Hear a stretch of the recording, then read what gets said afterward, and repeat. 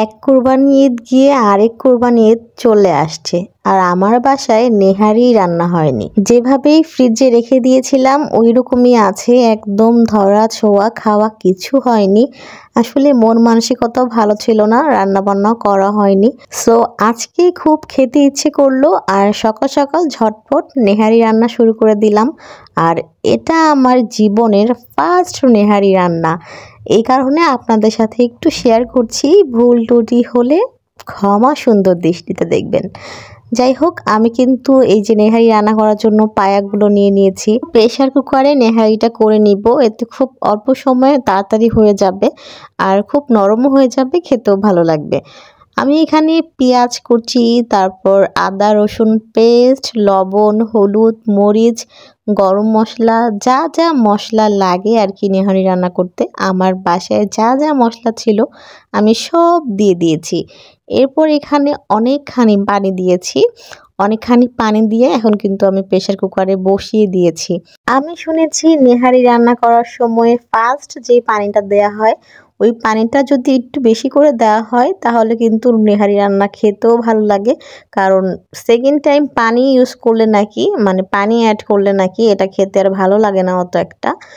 So আমি কি যে প্রেশার কুকারে বসিয়ে দিয়েছি, আর এই তো প্রায় আধা ঘন্টা পর এসে আমি দেখলাম যে আমার নেহারি কিন্তু খুব ভালো মতো সিদ্ধ হয়ে গেছে প্রায়। সো আমি এখানে কাঁচামরিচ, ধনিয়া পাতা দিয়ে একটু বলক করে নিচ্ছি।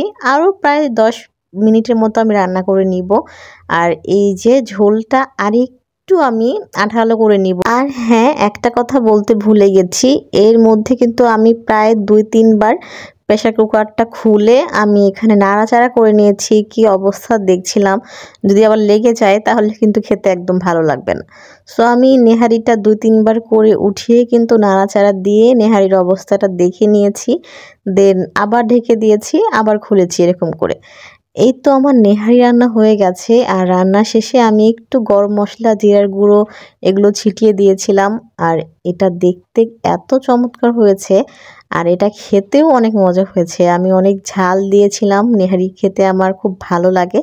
আর জীবনের প্রথম যেহেতু আমি নেহারি রান্না করলাম, জানি না কেমন হবে, কিন্তু দেখে মনে হচ্ছে ভালোই হয়েছে। আসলে অনেক দিন যাবতই নেহারি খেতে ইচ্ছে করছিল, সময় সুযোগ করে উঠতে পারছিলাম না আর কি, এই কারণে রান্না করতে পারিনি। তাই রাতের বেলায় নেহারির জন্য এই পায়াগুলো আমি ভিজিয়ে রেখেছিলাম, সকালবেলা উঠে ঝটপট করে রান্না করে নিলাম। সো এই নান দিয়ে এই নেহারি খেতে তো সেই লাগছে, আমার তো দেখেই আবার এখন খেতে ইচ্ছে করছে।